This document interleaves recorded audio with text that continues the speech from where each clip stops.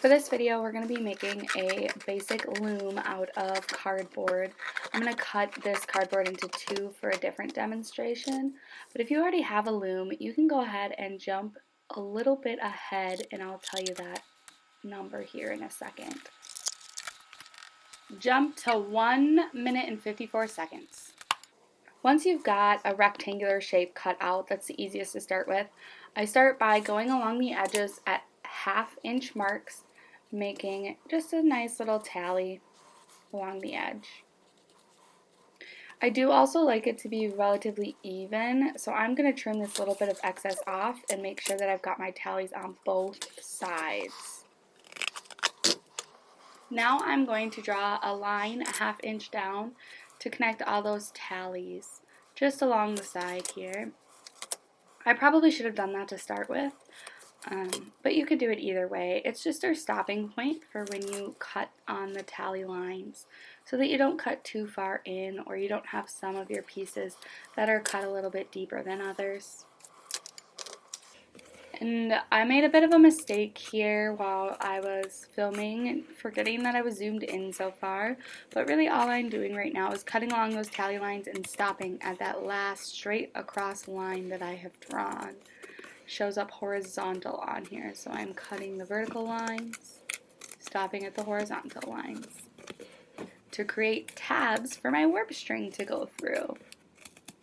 And once you've got those cut out, you officially have a loom to start with. Now I underlined here that it is standard weaving.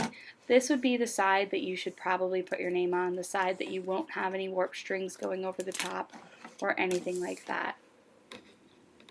Now that you've got the tabs cut, you're officially ready for your warp string. So to measure it, I leave a little excess at the top, and then I just do a line straight down, spread it out, pinch, spread the yarn, pinch, spread the yarn. I do it for each all the way across. You could also wrap it around, but I've found that if you wrap it around, you get way too much extra, and I can already tell with the way I'm pulling this, I have so much extra on here as is. So, however it works best for you. So, I'm just going to show you really quick the difference in the width of the yarn. So, warp string is really tightly spun versus how the normal yarn is, and you can even tell the difference once I get that in the camera light and not blurry on my hand here, how the yarn we're going to be using as our weft is going to be way thicker than this. So to start the warping process, we're going to go to that farthest tab. I'll peel it down so you can see it there, and we are going to tape one end of our warp string to the back on that side that's a standard weaving or the side with our name on it. And you're going to sneak it through that tab. Now for mine, it's going to stay a little bit better. If you have the pre-made cardboard, you're going to kind of have to hold it a little bit to keep it tighter. And then what we're going to do, let me draw a marker here. Let me draw in marker, I mean here, so that you can see how we are going to draw a straight line with our yarn to the next cut side. So I'll take my string and I will stick it through that tab, and I'll be back on the back side of my loom, the side with your name. Make sure it's stuck in there, and you want it pretty tight. Not tight enough that it's ripping the cardboard, but tight enough that it stays. You will never cross over this side ever. It's a waste of warp string, and it makes taking off your loom a lot harder. So we're going to sneak over to this next tab right here. So I'll just take mine. I like to hold it there so it helps it go easier. Stick it in the tab, and then I'm back onto the front. You're going to continue the same process, so I'm going to go straight across, stick it in the tab, and then it'll be on the back side. Some people, they can like hold with their finger right there and just loop it around the tab so they never have to flip over. If that works better for you, go for it. If it works better for you to flip it all the way over so you can see the back side, do that too. Just make sure it's nice and tight, almost like guitar strings. So I'm just going to keep doing the same thing in the tab. I'm going to flip it over, hold it, wrap it around, straight line up, until I have finished my loom. Now I'm going to speed up this process just a little bit so that we can see what it looks like when it's finished.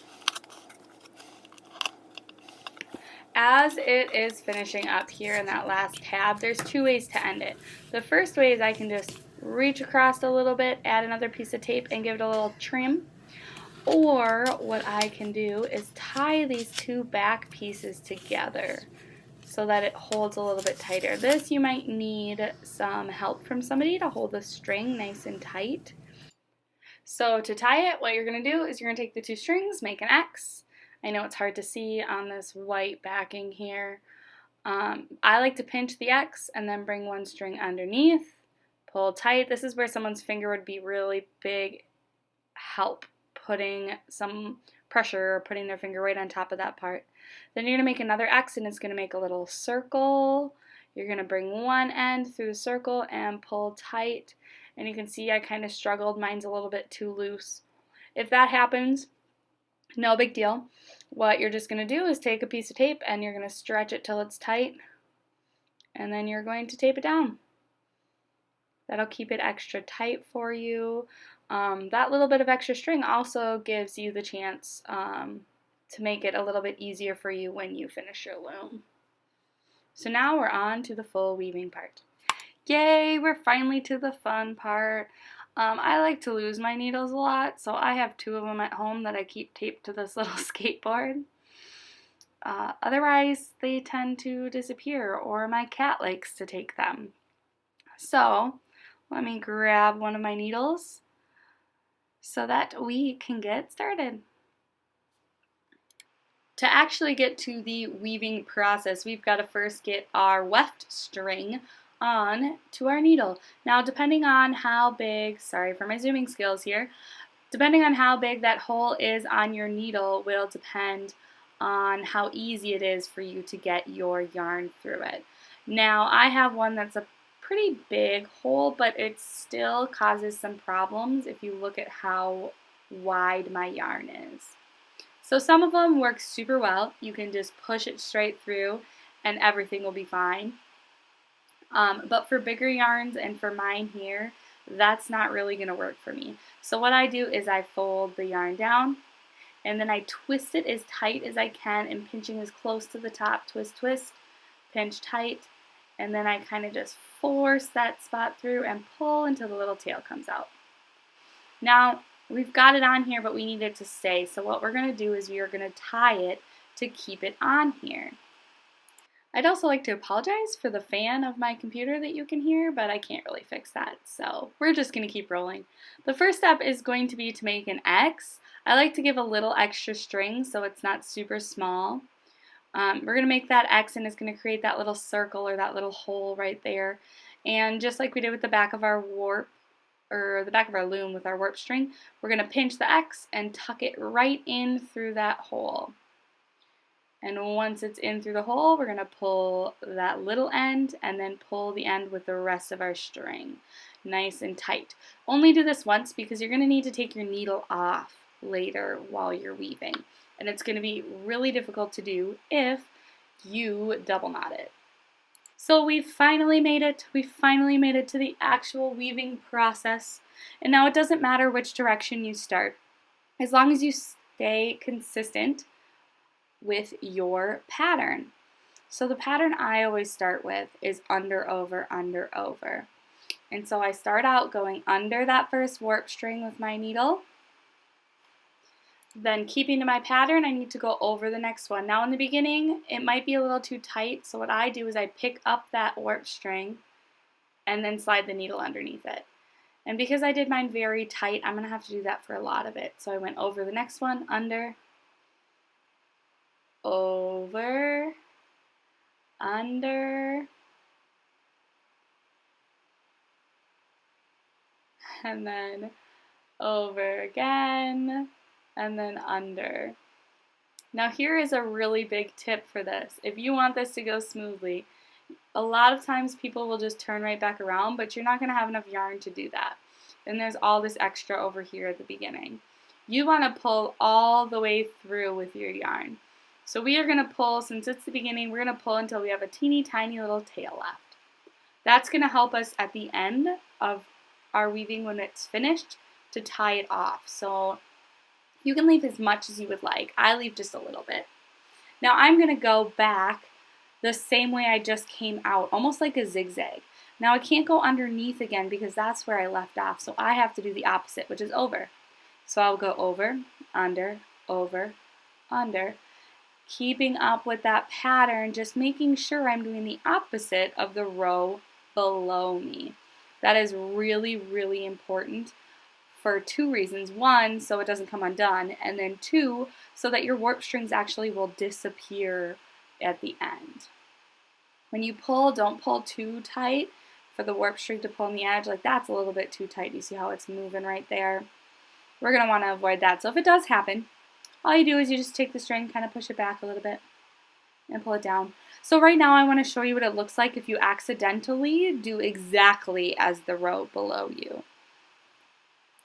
So instead of doing the opposite by going under, like I should, I'm going to go over. This is actually going to be a lot easier. So it's kind of a telltale sign if it flows super easy for you, if you can just like slide it right through without having to stop and help any of the strings along the way, that you're doing it wrong. So I'm going to slowly pull so you can kind of see what ends up happening. It's just going to take that whole row below you out.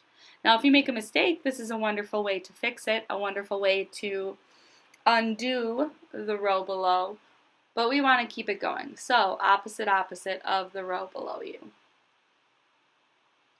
Under, over, pull, all the way, all your yarn. You want it all, but don't pull too tight. I smush it down as I go.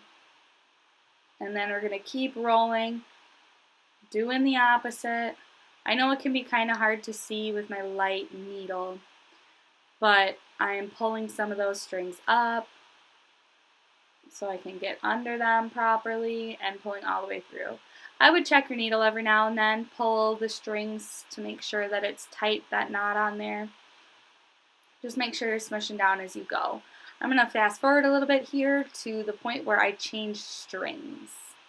Not strings, excuse me. When I change to a new yarn color. La la la, just weaving in super fast speed. La la la. Waiting until we get to the point I need to be at.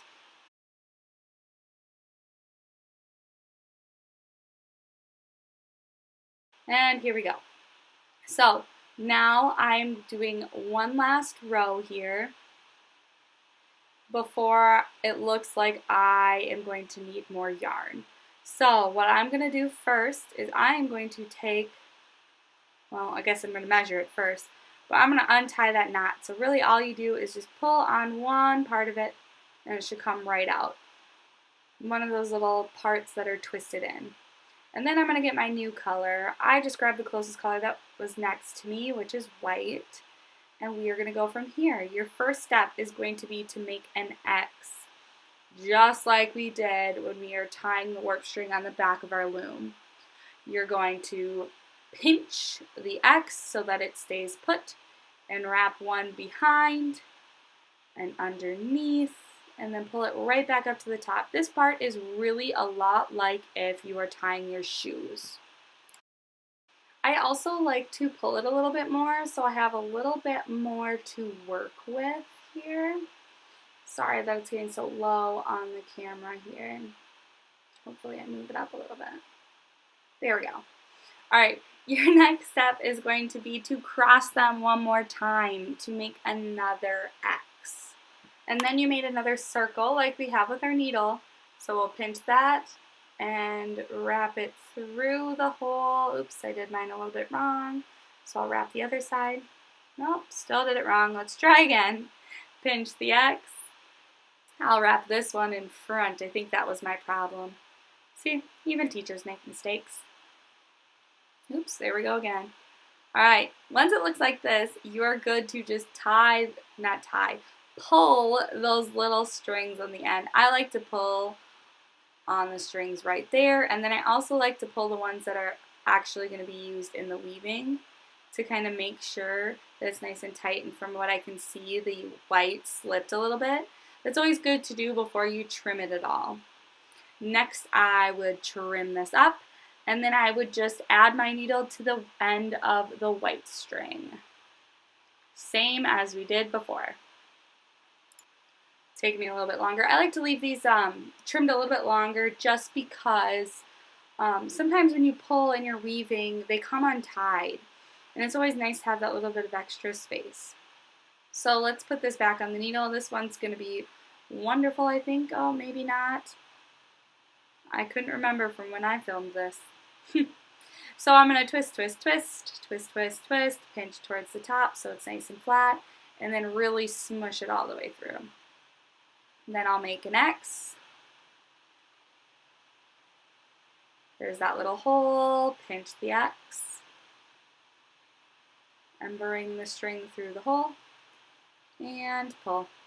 Now I'm just going to weave as if it's all just one big string.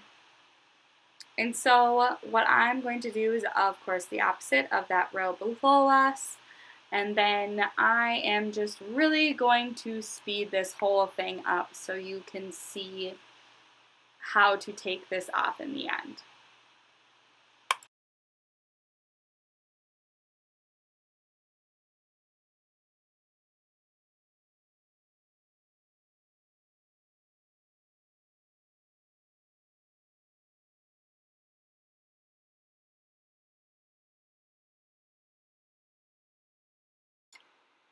Just a really quick reminder, while you are weaving, you want to smush it down so it starts to make your warp strings disappear, and you're going to weave until you cannot weave anymore.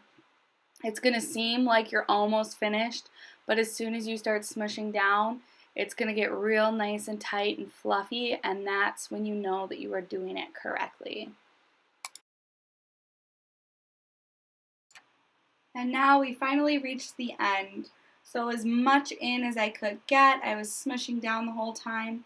So what I'm going to do first is I am going to cut that string I have on the back. If you just have yours taped, you're just going to pull the tape off. Makes it a little bit easier. So once I've got this cut, my last step is to tie it to my leftover warp string. So I'm just going to pull one corner. Oops, I hope I show this a little bit better. I'm so sorry. There we go. And I'm just going to tie this in a double knot. So make an X, bring it through, pull it tight,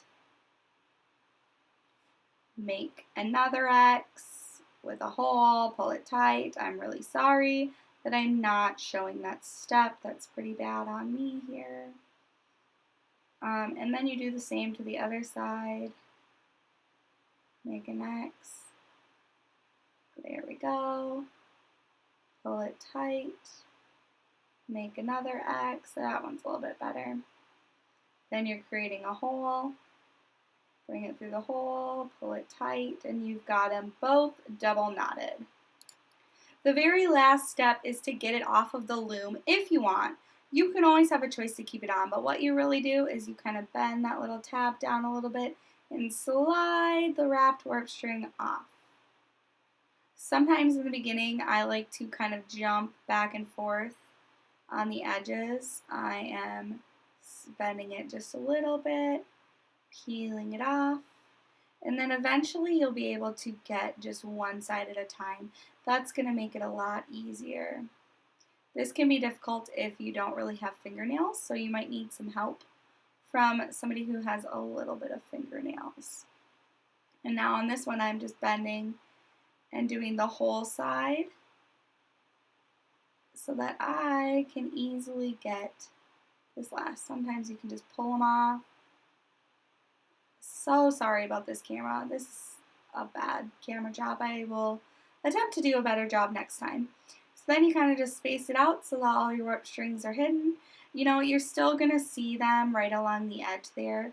But other than that, they're good to go. And then you can trim off any extras that you have. So extras from tying your warp string at the end, or extras from adding on new strings. All of those can be trimmed once you've got both edges of your warp strings double knotted. And then there you go. You've got your loom here you can reuse, and your weaving right there.